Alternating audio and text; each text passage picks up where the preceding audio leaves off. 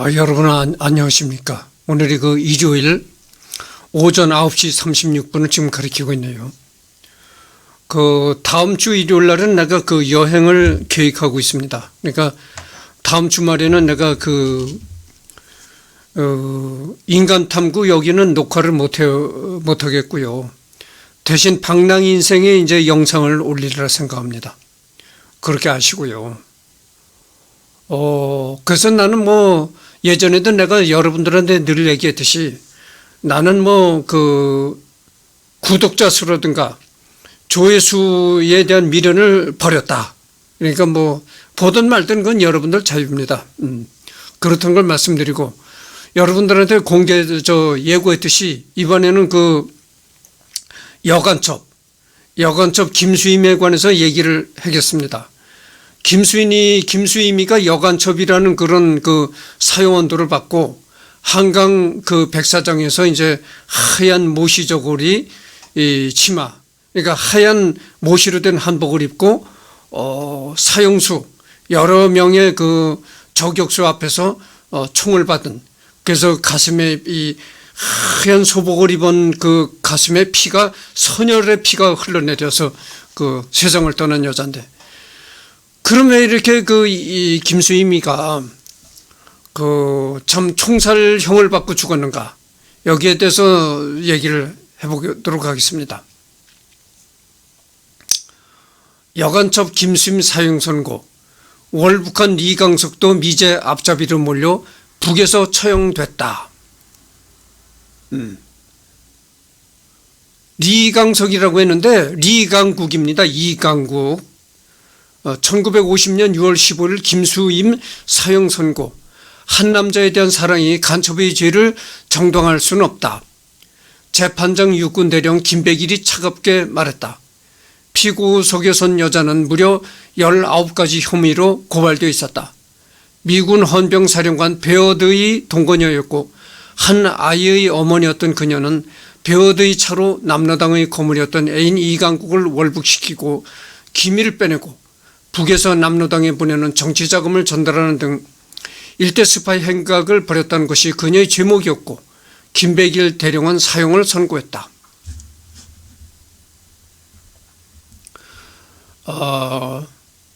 그래서 김수임이는 1911년 개성에서 지지리도 못 사는 집안의 딸로 태어난 김수임은 한시라도 빨리 입이나 덜어야 했던 사연으로, 그러니까 여러분들 일제시대 때나 구한말에서 일제시대 때 그런 때는 상당히 가난했었습니다. 누구나 할 것 없이 가난했어요. 더군다나 시골에서 이런 농사를 짓는다 하면 더욱 가난했죠.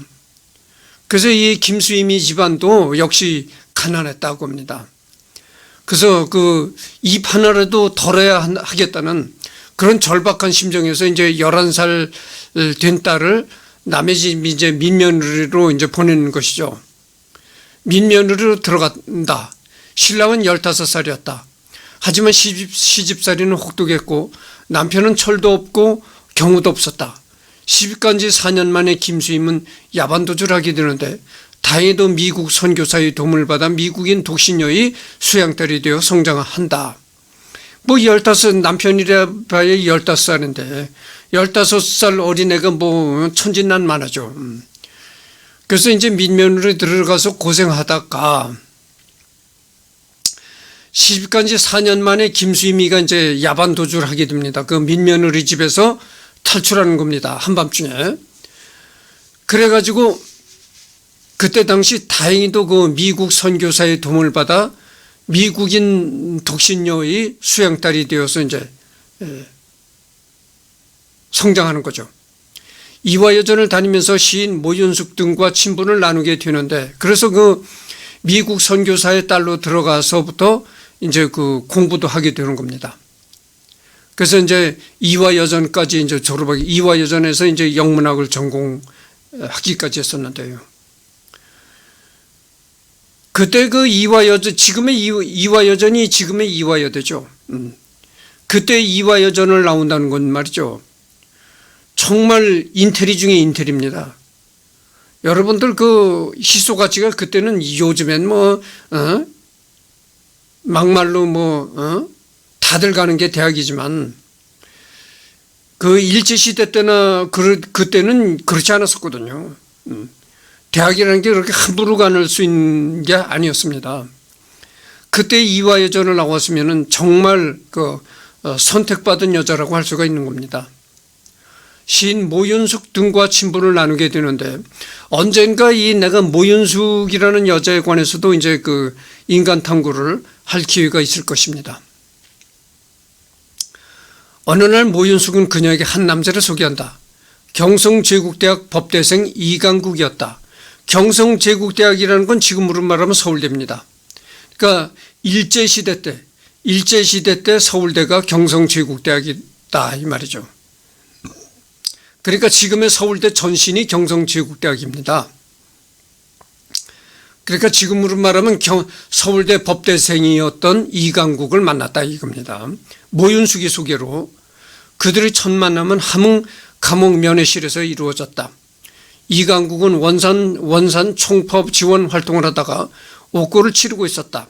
그때 당시 이제 이강국이 원산 뭐 공단에 뭐 위장 취업을 했는지 아마 그랬었나 봐요. 거기서 이제 지금으로 말하면 노조 활동을 하고 그러다가 이제 그 감옥에 가서 갇히게 되는데 그때 이강국 면회실에서 이제 첫 만남이 이루어졌다고 합니다. 둘은 첫눈에 스파크를 일으킨다. 이제 첫눈에 보자마자 김수임이가 이강국을 보자마자 눈에 이제 사랑의 이제 불꽃이 튀는 거죠. 다음 날부터 김수임은 이강국의 겨울나기를 위한 옷을 뜨개질하고 있었다고 하니까. 근데 이강국이 말이죠. 이강국이 잠깐만요. 좀 기다려 주십시오. 이강국을 내가 캡처한 그게 없네요. 근데 내가 잠깐만 보여드리도록 하겠습니다. 이 사진 있죠? 이 사진이 이제 김수임이가 친구들하고 찍은 사진인데 이게 맨 왼쪽이 이게 김수임입니다. 이게 김수임의 모습이에요. 그렇다는 걸 말씀드리고 그리고 김수임이가 이제 미헌병 사령관 이제 베어드 사령관하고 같이 동거를 했습니다. 그때 당시는 우리나라가 일제시대 때여서 이제 일제가 패망하고 미군정 우리나라가 해방 정부 수립하기 전에 잠깐 미군정이 통치를 했습니다.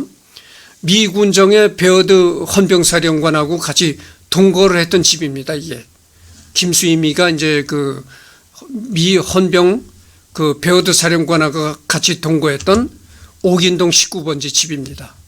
그렇다는 걸 아시고. 그래서 이제 이게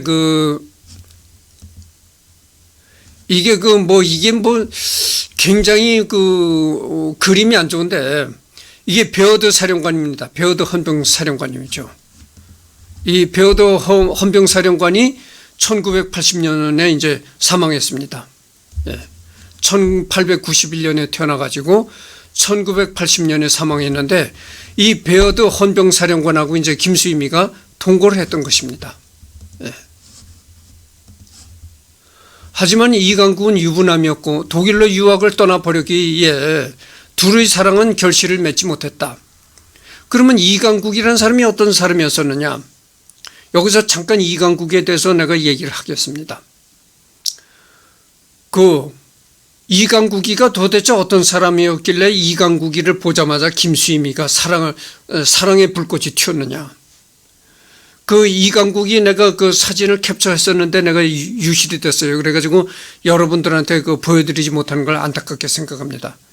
북한의 김일성이가 말이죠. 김일성이가 체격이 얼마 정도, 신장이 얼마 됐던 사람이냐면 175 정도 됐던 사람이에요. 175 정도 됐습니다. 그러면 요즘에는 뭐 175 정도래야 뭐 큰 사람이라고 할 수가 없잖아요. 요즘에는 뭐 180 넘는 사람도 굉장히 많으니까. 그러나 말이죠. 그러나 우리가 그 구한말이나 일제시대 때는 남자가 175가 되기도 상당히 드물었습니다. 김일성만한 체격을 갖기도 상당히 드물었어요. 그렇다는 걸 아십시오. 그래서 이 김일성이는 그때 당시 일제시대 때, 그리고 북한 정부가 세워지기 그때 초창기 그때는 김일성이가 체격이 좋았던 사람이에요. 김일성이만한 체격을 갖기도 어려웠었습니다. 그때 한국 사람들이 그렇게 작았었어요. 그런데 그 이강국이가 김일성이하고 같이 찍은 사진을 보면 말이죠. 김일성이보다 약간 클라는지 똑같으려는지 그랬어요. 그러니까 김일성이보다 오히려 키가 약간 커 보이더라고. 그러니까 김일성이가 175였다는 키니까 이강국이는 한 뭐 177이나 그 정도 되지 않았겠는가 그 생각합니다. 그때 당시 말이죠. 내가 겉드는 얘기지만은 일제 통치하에 177 정도 되는 체격이 드물었습니다. 그러니까 이강국이도 체격이 좋은 사람이었다 이렇게 얘기를 할 수가 있는 겁니다. 여러분들 그 여운형이 아시죠? 여운형이가 잘생겼다는 평을 듣잖아요. 왜 잘생겼다는 평을 듣냐? 여운형이 신원소판이 좋았었거든. 여운형이가 그때 당시 체격이 키가 178이었는지 그렇고 체중이 80kg가 넘어갔다는 거예요. 그때 당시 그런 사람이 드물었거든. 넌 전부 다 그 조그맣고 삐쩍 마르고 이랬었는데 여운형이만큼은 그렇게 키가 크고 80kg가 넘어갔다고 하죠. 그래서 그 여운형이 잘생겼다는 소리 듣는 거거든. 그러니까 이강국이도 보면 이 여운형과 같이 비슷한 사람이었다고. 그러니까 그 당시 그러니까 김일성이하고 같이 찍었는데 김일성이보다 약간 키가 크더라고. 사진을 보니까. 그러니까 아마 177이나 그 정도 되지 않았겠는가 생각합니다. 김일성이 175였거든. 이 해방 일제시대 때 말이죠. 김일성이 같은 체격도 드물었습니다. 여러분 그 이강국이가 남로당 계열의 사람이었는데 남로당 최고 우두머리가 누굽니까? 박헌영이거든요. 박헌영이는 작았어요. 박헌영이는 그때 당시 대부분 한국 사람들의 체형입니다. 그러니까 70을 넘지 못하고 뭐 158에서 165 정도입니다. 이 대부분 조선 남자들이 그랬어요. 조선 남자들의 키가 158에서 165 그 정도였었습니다. 그러니까 뭐 박헌영이는 작았었죠. 근데 하여튼 뭐 그렇다는 걸 말씀드리고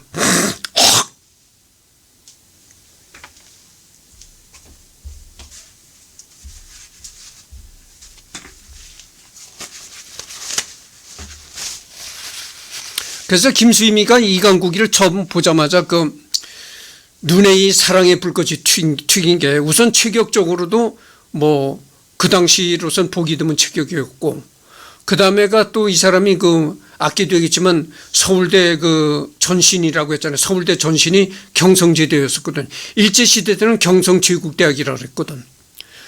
경성제대에서 이제 법학을까지 전공했고 그 다음에 이 사람이 독일에 가서도 대학을 다녔었습니다. 그러니까 뭐 그때 당시로서는 뭐 어마어마한 인텔이죠. 그때 당시 대학도 못 가던 시대였었는데 그때 일제시대 때는요 대학을 못 가도 고보만 나와도 인텔이라고 했습니다. 고보라는 건 지금으로 말하면 고등학교 과정이거든. 그 당시엔 고등학교만 나와도 인텔이라고 하던 그런 시대였습니다. 그런 시대에 독일에까지 유학을 했다면 뭐 상당히 인텔이죠. 그러니까 체격도 그 당시는 보기 드문 체격이었고 또 이렇게 아주 굉장히 인텔이었으니까 그 당시는 참 보기 드문 인텔이었으니까 그래서 아마 첫눈에 이렇게 스파크가 튀지 않았겠는가 이렇게 생각합니다. 하지만 이강국은 유부남이었고 독일로 유학을 떠나버렸기에 둘의 사랑은 결실을 맺지 못했다. 해방될 무렵 김수임은 세브란스 병원장 비서로 일하고 있었는데 이 병원의 폐렴에 걸린 이강국이 입원하면서 둘은 광폭한 운명에 휘말리게 된다. 이강국은 그 결혼한 유부남이었습니다. 그때 당시 뭐 여러분들 일제시대 때는 이런 데는 다 그 조언을 했잖아요. 이 부모들이 일찍 결혼을 시킵니다. 그러니까 이강국이도 역시 그 부모들이 결혼을 시켜서 조언한 그 본마누라가 있었습니다. 그런데 본마누라가 있었는데 그때 당시는 난 너무나 다 가난하고 못 먹고 그러니까 아마 본처도 그렇게 그 식생활의 영양을 충분히 공급하지 못하고 이래가지고 병이 들려서 뭐 결핵으로 죽었지 않았겠는가 이렇게 생각합니다. 그래서 본초가 있었지만은 이제 그 병이 들려서 앓다가 죽었죠. 근데 이강국이 이제 김수임이가 처음에 이제 세브란스 병원장 비서로 일을 하게 됐는데 그 세브란스 병원에 이강국이가 이제 입원하게 됩니다. 그걸 계기로 이제 둘이 사랑이 이제 더욱더 그렇게 된 거죠. 이강국의 본처는 세상을 떠난 뒤였고 함흥에서 당신을 본 이후 한 번도 당신을 잊어본 일이 없어. 기차게 잘나가고 인품도 훌륭해서 10년 뒤 대통령감이라는 극찬을 듣던 이강국의 사랑 고백에 김수임은 조금의 망설임도 없이 함몰되어 버렸다. 둘은 동거에 들어갔지만 그 기간은 짧았다. 이강국이 북으로 간 후 종무 소식이었던 것. 이후 그녀는 사교 클럽에서 만난 미군 24사단 헌병대장 벼드의 구애를 받고 동거하게 되고 아들까지 낳았다. 하지만 그녀에게 사랑은 어쨌든 이강국뿐이었다. 그래서 이제 이강국과도 이제 잠깐 그 동거 생활에 들어갔습니다. 그런데 이강국이가 이제 북에 가서 이제 모든 연락이 딱 끊어지니까 그다음서 어떻게 됐어요? 그래서 이제 그때 당시 모윤숙이가 했던 그 낭낭클럽이라는 사교 클럽이 있었습니다. 그 낭낭클럽에 가입하려면은 인텔이 그때 당시 그 대학을 나온 여자였었습니다. 대학을 나온 여자라야 낭낭클럽에 가입할 그런 자격이 주어지는 것이죠. 그래서 이제 김수임이가 그 모윤숙이가 하던 낭낭클럽에 가입하게 됩니다. 그 낭낭클럽에서 그 미군 24사단 헌병대장 베어드와 이제 알게 되는 것이죠. 그래서 베어드와 사귀게 되고 나중에는 베어드와 이제 동거까지 하게 되는 겁니다. 같은 집에서 동거까지 하게 됩니다. 그래서 이 동거를 하면서 베어드의 아들까지 낳게 되는 것이죠. 김수임이가. 그래서 이제 베어드와 이제 아들까지 낳았지만 그러나 그녀의 마음 한 구석에는 언제나 이강국이 자리하고 있었다고 합니다. 그래서 이강국이 북한으로 가 있다가 재차 이강국이 이제 남한으로 오게 됐어요. 이강국이 재차 남한에 내려 활동하다가 여러분들 유교 전에는 휴전선이 아니라 38선이었습니다. 그때 38선이었을 당시에는 지금과 이렇게 아주 완전히 막히지 않았댔어요. 비교적 그래도 웬만하면 통행을 할 수가 있었습니다. 그러니까 북에서도 내려올 수 있었고 여기서 북에서 올라갈 수도 있었던 거죠. 그러다가 이게 유교가 전쟁이 벌어지고 유교가 끝난 후로 전부 다 심한 증오심에 사로잡히는 거예요. 남한은 북한을 증오하고 북한은 남한을 증오하는 겁니다. 이 서로 상대방을 증오하는 증오심이 굉장히 대단한 거예요. 유교 후로 그렇게 된 겁니다. 그래서 그때서부터 이 휴전선이라는 게 완전히 오갈 수 없는 아주 무지막지한 장벽이 되어버렸던 거예요. 함부로 넘나들지 말라 이렇게 된 겁니다. 그래서 그 유교 전에는 비교적 지금보다는 비교적 그래도 웬만하면 넘어갈 수 있었던 겁니다. 이강국이 재차 남한에 내려 활동하다가 체포령이 떨어졌을 때 미군 전용차에 숨겨 검문을 피한 후 월북시킨 것을 필두로 이강국의 연락원을 여러 차례 자신의 집에 숨겨줬고 사형수였던 남로당 빨치 산책 이중업을 빼내 북으로 보내기도 했으며 집에는 무기를 숨겨두기도 했다고 한다.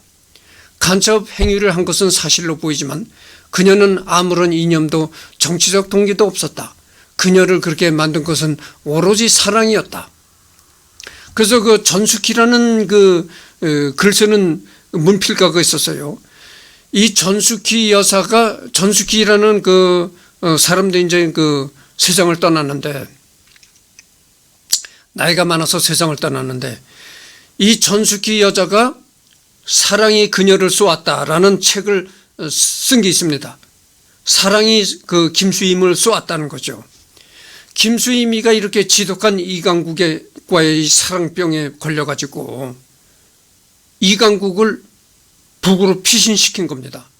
그러니까 이강국이 남로당 박헌영 남로당 계열이라고 했었잖아요. 그러니까 이 대한민국에서 박헌영의 남로당을 대대적으로 숙청을 하는 겁니다. 아주 일망타진을 하기 위해서 이승만 정권 시절에 불을 켜는 거예요. 지금은 중앙정보부 국정원이라고 하잖아요. 국가정보원 국정원이라고 하는데 이승만 대통령 시절에는 특무대라고 했습니다. 특무대가 이 공산 간첩들 색출하는 임무가 특무대거든. 이 특무대가 눈을 밝히는 겁니다. 특무대가 누굴 잡으려고 눈을 밝히느냐. 이 박헌영 계열의 남로당. 그러니까 대한민국의 이 암암리에 뿌리 내리고 있는 이 박헌영 계열을 다 일망타진하기 위해서 눈에 불을 밝히니까 어떻겠습니까? 이강국이도 박헌영이 박헌영이 밑에서 일하던 게 이강국입니다. 그러니까 이강국이도 잡으려고 이제 눈에 불을 켜는 거예요. 그러니까 이강국이가 남한에 있다가는 언젠가는 잡히겠다 이런 불안감이 들어가는 겁니다. 그러니까 남한에 있으면 언제든지 체포해서 죽게 되겠으니까 이강국이가 살으려면 북으로 가는 길뿐이 없는 거예요. 그렇잖아요. 그러니까 이강국이가 재차 남한에 내려왔다가 또다시 북을 월북하려고 생각한 거예요. 살아남기 위해서. 그랬는데 북한으로 돌아갈 길이 없는 겁니다. 이제 그때 당시도 아무리 6.25 전이라 하더라도 그래도 38선인데 그 38선을 넘기가 그렇게 간단치 않거든요. 그때 뭐라고 하면 그때 누가 이강국을 북으로 피신시켜줬느냐. 이 김수임이가 이강국을 북으로 피신시켜준 겁니다. 그러니까 아껴도 있지만 김수임이가 미 헌병사령관 베어드하고 동거했다고 했잖아요.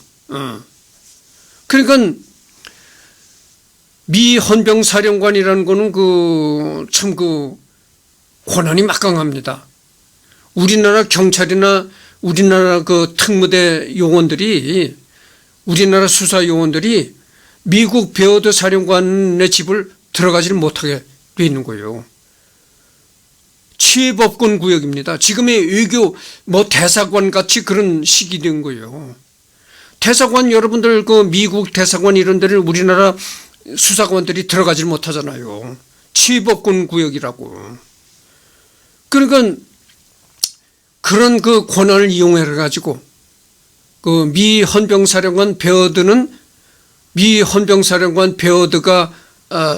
사는 그런 집은 우리나라 특무대라든가 우리나라 수사 요원들이 잠입을 할 수가 없는 겁니다.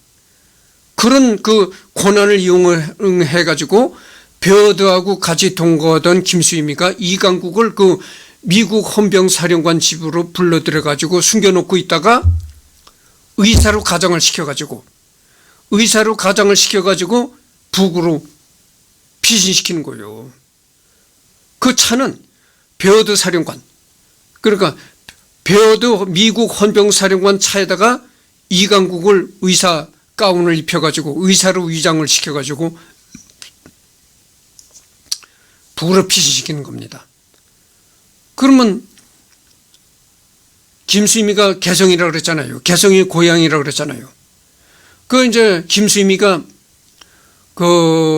여러분들 6.25 전에는 휴전선이 있기 전에 6.25 전에는 38선이거든요. 38선이었을 때 당시에는 개성이 남한 땅이었었습니다. 그때는 개성이 북한 땅이 아니었었어요.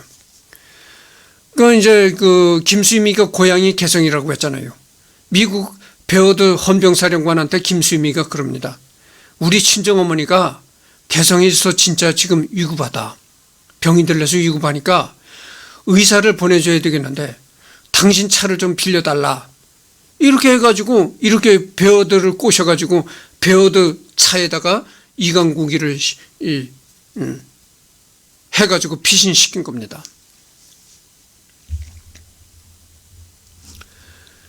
그의 후배였던 수필가 전숙희의 말은 안타까움이 세월을 넘어 뚝뚝 떨어진다. 수임이 언니는 사랑밖에 몰랐어요. 너무너무 순진했죠. 자기가 한 일이 뭔지도 몰랐어요. 사람 목숨 하나 구해준 게 무슨 죽을 죄냐고 끝까지 그렇게 생각했으니까요. 내가 여기서 얘기가 좀 길어지겠는데 김수임이가 뭐 잘못한 게 뭐 있냐. 김수임이를 왜 사형까지 그렇게 해서 죽게 했었는가.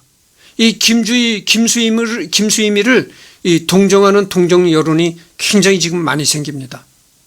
왜 그 39세에 그 한창 나이에 젊은 여자를 그 죽이느냐. 그래가지고 김수임이는 뭐 죄가 없다 이런 식으로 계속 지금 김수임에 관한 동정 여론이 많이 생기거든요. 근데 여러분, 김수임이가 간첩 혐의를 받고 한강변에서 총살당한 건 사실입니다. 그러면 김수임이가 간첩이었는가? 김수임이가 그때 당시 언론에 다 나오던 미군이 철수를 해간다. 이런 거를 북에다 알려줬다는 겁니다. 이강국이한테 얘기를 했다는 거요. 근데 그런 얘기들은 이미 언론에 다 나와 있었다는 얘기입니다. 그리고 언론에 다 이 공개된 얘기를 했는데 그게 무슨 기밀이겠는가 해가지고 김수임이는 간첩이 아니다. 그리고 김수임이를 죽인 것은 너무나 그 지나친 행위다. 이렇게 김수임이를 두둔하는 여론들이 많이 나옵니다. 그러나 여러분, 이제 내 말을 잘 들어보십시오. 김수임이는 간첩입니다. 왜 간첩인 거 아니에요? 여러분들 역사적 사건을 얘기를 할 때는 지금의 잣대로 역사 얘기를 하면 안 됩니다. 지금의 사고방식으로 역사 얘기를 하면 안 된다 그 말이죠. 어디까지나 역사는 그때 당시의 시각으로 봐야 되는 겁니다. 그러면 김수임이가 사형당할 때 그때 시각은 어땠는가? 거기에 대해서 좀 얘기가 길어지겠습니다만 들어보십시오. 지금은 방송에서 이 북한에 관한 얘기를 할 때 뭐라고 합니까? 김정은이를 북한 괴수 김정은이라고 안 합니다. 김정은 국무위원장이라고 합니다. 꼭 그렇게 얘기를 합니다. 김정은 국무위원장. 그리고 이 KBS나 종편방송 이런 데서 YTN KBS MBC 이런 데서 이 북한의 열병식을 대대적으로 생중계합니다. 여러분들 그거 많이 북한의 열병식을 중계하는 건 많이 봤잖아요.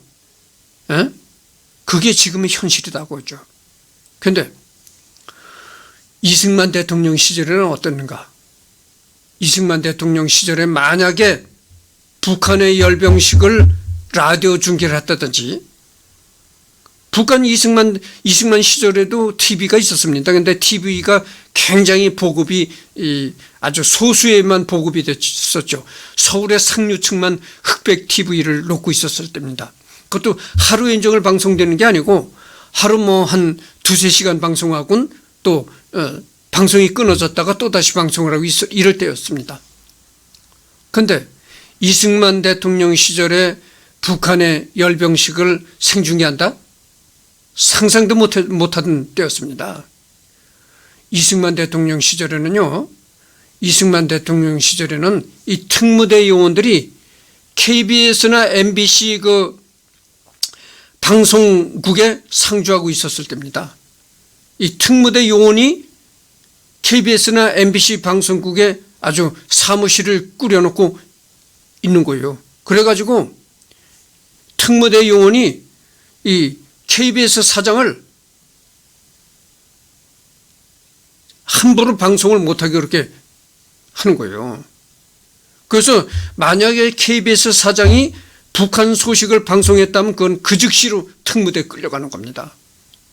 그러니까 이승만 대통령 시절에는요, 이승만 대통령 시절에는 이 우리나라 KBS나 MBC 이런 데서, 그때는 뭐 YTN은 없었지만 이런 데서, MBC도 그때 뭐 있었는지 없었는지 그건 잘 모르겠습니다. 하여튼 KBS만 있었다고 합시다.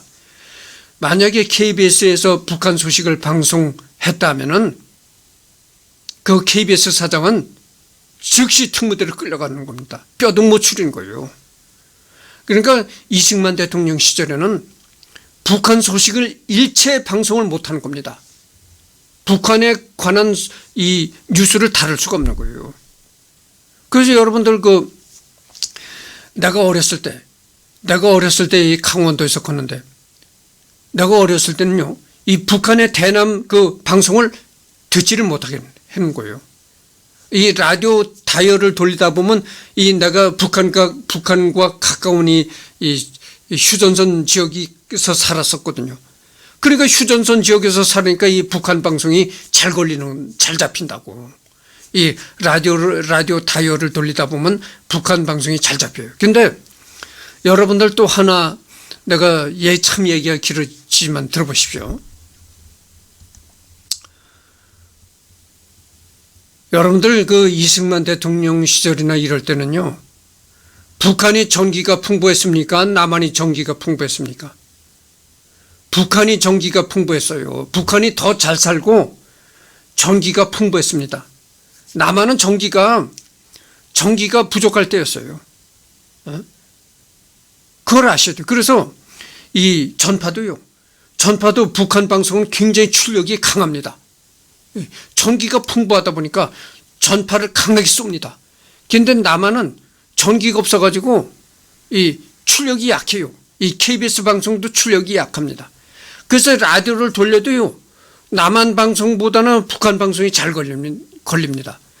북한 방송을 이렇게 내놓고 듣다가 걸렸다 하면요, 특무대라든가 이런 게 걸렸다 하면, 특무대라든가 경찰서 이런 데 걸렸다 하면 즉시 쇠고랑 차고 감옥 가는 거예요. 함부로 못 듣는. 그래서 북한 방송을 들으려면은 이 이불을 뒤집어 쓰고, 남 다 차는 고한 방에 밤에 이불을 뒤집어 쓰고 조용하게 아주 모기 소리만 좀 켜놓고 듣는다든가 이랬어야 하는 겁니다. 일체 북한 방송이나 뉴스 이런 거 듣지도 못할 때였습니다. 그런데 그렇게 철저하게 하던 그 시절에 남로당의 이강국이를 헌병사령관 집에다가 숨겨뒀다가 북으로 피신시켜? 이거는 인정사정 없이 죽이는 겁니다. 지금의 시각으로 생각을 하면 안 되는 거예요. 역사라는 건 항시 지금의 시각으로 생각은 안 되고 그때 당시의 시각으로 바라봐야 된다는 겁니다. 그렇잖아요. 북한에 관한 북한 방송이 일제를 못 들어. 북한 뉴스도 일체 우리나라 방송에서 취급을 못해. 더군다나 그때 당시에 김일성이를 김일성 주석이라고 얘기를 합니까? 반드시 북한 괴수 김일성이라고 했던 거예요. 내가 어렸을 때만 해도 내가 중학교 다닐 때만 해도요, 웅변대회가 있었습니다. 해마다 그 6.25가 다가오면은 학교에서 웅변대회를 개최합니다. 그 웅변대회를 개최하라고 이 정부에서 지시가 내려오는 거예요. 지침이 내려오는 거예요. 그래서 학교마다 웅변대회를 개최하거든. 그 학교에서 공부 꽤나 하고 말 꽤나 잘한다는 애를 뽑아가지고 6.25가 갖춰지면 웅변대회를 엽니다. 웅변대회에 나가면 뭐라고 할 줄 아십니까? 무찌르자 공산당, 때려잡자 김일성, 이러면서 그 애가 이 단상에 나가서 웅변을 하는 겁니다. 그래서 무찌르자 공산당, 때려잡자 김일성 이렇게 하면서 왜 우리가 유교를 당했는가? 왜 우리가 이 철천지북에 이렇게 해가지고 유교를 당했는가? 이거를 웅변대회를 엽니다. 그래서 군이면 군단위, 도단위대로 웅변대회가 벌어지면요. 그러니까 이 군이라면 여러 면이 많잖아요. 여러 면에서 각기 선발된 그 웅변대회 선발된 애가 본선까지 진출합니다. 본선에 가면 여러 면에서 올라온 애들끼리 이렇게 겨루는 겁니다. 그래가지고 뭐 군에서 선발시키고 도에서 선발시킨다고죠. 그래서 이 도에서 웅변대회 당하는 애는 굉장히 웅변을 잘한다고 볼 수가 있는 거예요. 그렇게 웅변대회를 여는 겁니다. 어렸을 때서부터 무찌르자 공산당, 때려잡자 김일성 이런 걸 세뇌를 시키는 거예요. 이승만 대통령 시절은 그랬던 겁니다. 지금 김정은 국무위원장이라고 하질 않고 괴수라고 했어요. 북한 괴수 김일성 때려잡자 이랬던 겁니다. 내가 한 가지 얘기를 할게요. 북한에 대한 이런 뉴스라든가 북한에 대한 정보를 일반 국민이 일절 접하지 못하겠던 겁니다. 딱 차단시켰던 거예요. 북한에 대한 정보를 이렇게 받을 수 있는 것은 특무대라든가 이렇게 정보계통에 있는 사람만 북한 소식을 접할 수가 있는 것이지 일반 국민은 북한 소식을 일체 접하지 못하겠던 겁니다. 그런데 어느 날 산에 가다 보니 산에 가서 돌아다니다 보니까 삐라가 떨어져서 삐라가 떨어진 걸 보니까 북한 삐라가 떨어진 거야. 그래서 이제 삐라를 주스면은 반드시 이 경찰서라든가 군부대 신고하게끔 돼 있다고. 학교에 가지고 가면 학교 선생님이 연필 공책 이런 걸 준다고. 그래서 북한에 이제 삐라를 주어서 왔는데 그 북한 삐라에 김일성이가 다 그려져 있는 거야. 내가 아까도 얘기를 했잖아요. 김일성이는 그때 당시 사람으로서는 체격이 상당히 좋았던 사람이라고 내가 얘기를 했잖아요. 키가 175에다가 이 얼굴이 아주 이렇게 달덩이 같이 이렇게 얼굴이가 크고 이랬었다고. 그러니까 그때 당시 뭐 6.25 전인이가 김일성이가 나이 몇 살 됐겠어요? 30대였었다고. 여러분들 30대 피부를 보십시오. 얼마나 피부가 좋겠는가. 그러니까 삐라에 나온 김일성이가 30대니까 남한의 이승만이는 그때 70대고 북한의 김일성이는 30대야. 30대 젊은이가 뭐 여기 피부에 뭐 잡티가 있겠어요? 뭐 있겠어요? 얼굴이 아주 뽀얗다고. 피부가 좋지. 젊었을 때니까.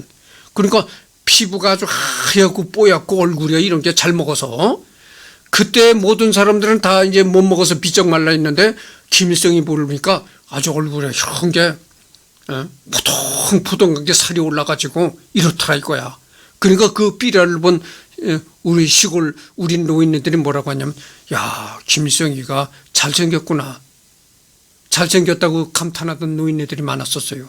그러니까 북한의 소식을 일제 접하지 못하도록 딱 차단시키니까 김일성이 어떻게 생긴 사람인지도 몰랐다고. 몰랐는데 삐라를 보니까 김일성이 사진이 나와 있는 거야. 그러니까 김일성이가 어떻게 생겼는지도 모르고 이렇게 뿔이 둘 달린 뭐 짐승처럼 생각을 했었는데 떡 삐라에 나온 거 보니까 얼굴이 아주 이러고 달덩이 같은 게 얼굴이가 뽀얀 게 그렇거든. 야 김일성이가 잘생겼구나 이렇게 감탄했던 노인네들이 많았었어요. 그만큼 김일성이가 어떻게 생긴 사람인 줄도 모르고 무조건 김일성 괴수라고만 했었다고. 김일성 북한 괴수라고 했었다고. 그리고 유교 때가 다가오면 각 학교에서 웅변대회를 하는 거야. 때려잡자 무찌르자 공산당 때려잡자 김일성 이러면서 웅변대회를 개최하고 이랬을 당시입니다.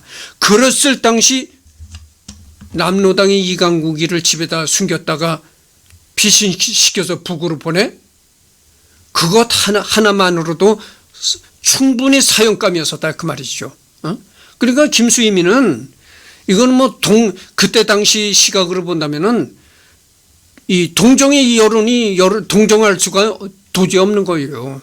지금 시각으로 볼 때 김수임이가 뭐 간첩이 아니다 뭐 이런 얘기가 나오는 것이지, 그때 시각으로 볼 때는 절대 그럴 수가 없는 겁니다. 그래서 이제 첫사랑 때문에 비동진 너무나 내가 얘기가 길어졌는데 다시 리딩을 해보도록 하겠습니다. 첫사랑 때문에 비동적으로 저지른 것으로 관대한 처분을 바란다고 변호했는데 그 뒤 그녀가 쓴 일기를 보면 그 우정이 좀 의심스러워지기도 한다. 수임은 사형이 분명했다. 나는 그 사형이 그릇된 것이란 생각은 조금도 없었다. 내 친구 수임은 죽었다. 벌써 죽었다. 이 지상에는 없는 수임이다. 저것은 사형을 받기 위해 만들어진 모조품이다. 이렇게 그 모윤수기가 쓴 일기에 이렇게 기록이 되어 있다는 겁니다. 1950년 6월 15일 사형 선고를 받은 16일이라는 기록도 있다 이런 얘기입니다. 하여튼 15일이라고 합시다. 김수임은 전쟁이 터진 후 서울 함락 직전 한강 백사장에서 총살된다. 김수임의 체포 사실이 알려지자 남북 교환 인사 명단에 김수임을 넣어 김수임을 구출해 보려고 애썼던 이강국 역시 5년 뒤 이번에 미제 간첩 혐의로 북한에서 사형당한다. 똑똑하고 반대됐던 그러나 이념의 구현자가 되기를 꿈꾸었던 한 남자와 명랑하고 사랑에 약했던 여자는 그렇게 역사의 경량에 휘말려갔다. 그러니까 이 김수임이가 죽은 지 5년 뒤에 이강국이도 북한에서 김일성 손에 죽었다 이런 얘기입니다. 이게 이강국이가 죽은 게 이제 박헌영과 똑같은 거예요. 박헌영이도 그렇잖아요. 박헌영이가 무슨 제목을 씌워서 죽였냐면은 미제 간첩이다. 미제가 고용한 간첩이다. 그러니까 이중 간첩이라는 얘기입니다. 북한에서는 미국 간첩 노릇을 하고 남한에 있을 때는 북한 간첩 노릇을 했다. 이렇게 가지고 이제 이렇게 미제 간첩이라는 제목으로 박헌영이를 죽였거든요. 김일성이가 박헌영이를 죽일 때 미제 간첩이라는 그런 제목을 씌워서 죽인 겁니다. 그런데 이강국이도 역시 그랬던 겁니다. 이강국이도 미제 간첩이라는 제목을 씌워서 김수임이가 죽은 지 5년 뒤에 죽었다 이런 얘기죠. 그런데 지난 2001년 AP통신은 비밀 해제된 문서 가운데 이강국이 CIA의 협조자로 기록된 문서를 세상에 공개한다. 실제로 이강국이 미제의 간첩일 수도 있었던 것이다. 그런데 북한에서는 이강국이가 CIA 미제 간첩이다. 박헌영이도 미제 간첩이다. 이렇게 해서 이제 죽였는데 그러면 이강국이가 과연 미제의 간첩이었었느냐? 2001년도에 AP통신이 이제 CIA에 그동안 비밀 서류로 분류되었던 CIA 문서가 공개됐다고 합니다. 근데 그 문서에 보면은 이강국이 CIA의 요원일 수도 있었다. 요원일 가능성도 있다. 이런 이런 투의 문서가 나왔다 그래요. 그래서 이강국이가 CIA의 요원이었다. 그래서 이강국이가 김수임을 통해 가지고 북한의 일종의 역공작을 했을 가능성도 있다. 이런 얘기들이 나온다는 겁니다. 어쨌든 간에 그런 얘기가 나와도 김수임은 사형감이에요. 이강국이가 요즘에 그런 얘기가 많이 나오잖아요. 이 문재인 정부 때 김원봉이를 건국 훈장을 준다고까지 또 했었잖아요. 김원봉이가 누굽니까? 김원봉이가 김일성이한테 충성을 다했던 사람이에요. 그랬던 김원봉이를 대한민국 건국 훈장을 준다고 문재인이가 설쳐됐었잖아요. 그런 식입니다, 이게. 아무리 그랬어도 이강국이는 엄연하게 북한에 가서 김일성 밑에서 뭘 했었냐면 이강국이야. 외무성 외무성, 그러니까 여기로 말하면 외무부입니다. 외무성의 국장까지 지냈어요, 이강국이가. 그러니까 김일성이한테 충성을 다했던 놈이 이강국이라고. 그러던 이강국이를 미 헌병사령관 베어드 집에다가 숨겨놨다가 피신까지 시켜서 북으로 월북시켰는데 그런 여자를 그걸 가만둬서야 되겠습니까? 그건 말이 안. 그래서 김수임이가 뭐 간첩이네 간첩이 아니네, 그건 말도 안 되는 소리입니다. 당연히 이건 사형감이에요. 이강국이를 북으로 피신시켜준 거 그거 하나만으로도 사형감이다고요. 그래서 김수임의 애인이었던 베어드 역시 그녀의 정체를 알고 있었고 김수임을 통해 일종의 역공작을 폈다는 이야기도 나온다. 김수임의 아들이 양로원에 있는 베어드를 찾아갔을 때 베어드는 I'm your father가 아니라 내 아버지는 미스터 스미스라는 귀한 말을 남깁니다. 이쯤 되면 뭐가 뭔지 모르는 뒤죽박죽이 된다, 이런 얘기입니다. 그래서 이제 김수임과 베어드가 동거를 하면서 아들을 하나를 출산을 했거든요. 그 아들이 이제 지금 미국에 가서 이제 목사 겸 교수를 한다래요. 그러니까 무슨 신학대학의 교수를 하고 있나 봐요. 그래서 그 김수임 아들이 자기 친아버지라고 생각한 베어드가 양로원에 있을 텐데 이 베어드를 양로원에 찾아가서 당신이 내 아버지입니다 이렇게 얘기를 하니까 내가 너의 아버지다 이렇게 얘기가 하는 게 아니라 I am your father 이게 아니라 내 아버지는 미스터 스미스다. 미스터 스미스라는 사람이 너의 아버지지 나는 너의 아버지가 아니다. 이렇게 그 얘기를 했다래요. 이것도 그래서 아마 이것도 베어드가 거짓말을 하고 있지 않겠는가 이렇게 생각합니다. 아무리 자기 아들이라 하더라도 이미 자기는 양로원에 들어가서 거동도 불편하게 이제 이렇게 늙어서 생활하는데 아버지라고 찾아온들 자기 할 수 있는 일이 뭐 있겠어요. 양로원에서 죽을 날만 기다리고 있는 신세인데 그러니까 여러 가지 현실을 생각해서 아들이라고 하지만 자기가 아들이라고 보살펴 줄 수도 없는 상황이고 그러니까 나는 내 아버지가 아니다. 이렇게 거짓말을 했을 수도 있는 겁니다. 생각해 보세요. 김수임과 자기가 사랑을 나눴던 건 벌써 과거 일이거든. 과거 일을 또 끄집어내 가지고 네가 내 아들이다. 네가 바로 내 아들이다. 이렇게 얘기를 하면은 과거의 그런 일들이 또다시 되살아난다고 하죠. 그러니까 과거의 일들을 그냥 잊어버려. 이런 차원에서 나는 내 아버지가 너는 내 아들이 아니다. 이렇게 거짓말을 했을 수도 있다 이런 얘기죠.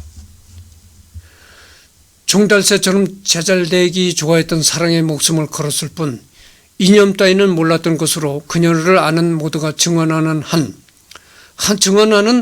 여자가 1950년 6월 15일 죽음의 선고를 받는다 이런 얘기죠.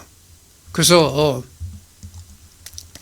이 여자가 이제 한강변의 모래백사장에서 이제 총살형을 당했거든요. 그래서 한강변에서 죽었는데 김수임이가 한강변에서 총살당했을 때 그때 한강이라는 거는 지금 그 한강에 보면 이게 다 튼튼하게 방조제라고 하는 하여튼 땀이 이렇게 설치되어 있잖아요. 강변이 이렇게 쭉 이렇게 방조제가 설치되어 있단 말이죠. 그때 당시 그런 게 없었죠. 그런 게 없고 한강변으로다가 지금은 고층 아파트들이 질비하지만은 이렇게 김수미가 한강 모래사장에서 처형당했을 때는 그야말로 한강변이 이렇게 농촌이었을 때입니다. 그러니까 초가집이 있고 이럴 때였습니다. 초가집에 이렇게 이런 게 있을 때죠. 하여튼 그렇다는 걸 말씀드리고요. 다른 페이지를 한번 또 열어보도록 하겠습니다. 좀 기다려 주시기 바랍니다.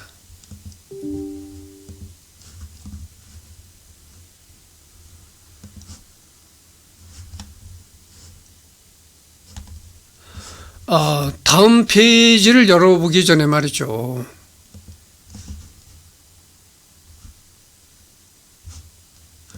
이 신동아에, 여러분 그 신동아라는 동아일보에서 발행하는 그 월간 잡지 있잖아요. 신동아에서 이제 그 김수임에 관해서 뉴스를 올린 게 있습니다. 그거를 리딩해 보도록 하겠습니다. 근데 이것은 말이죠. 리딩을 해보도록 하겠습니다. 지금 벌써 얘기를 시작한 지가 50분이 넘었거든요. 그러니까 뭐 10분 전 1시인데, 그러면 일단 녹화를 끊었다가, 너무 오랫동안 말을 하면 좋지 않으니까 혼자서 떠드는 거니까 2회를 다시 시작하도록 하겠습니다.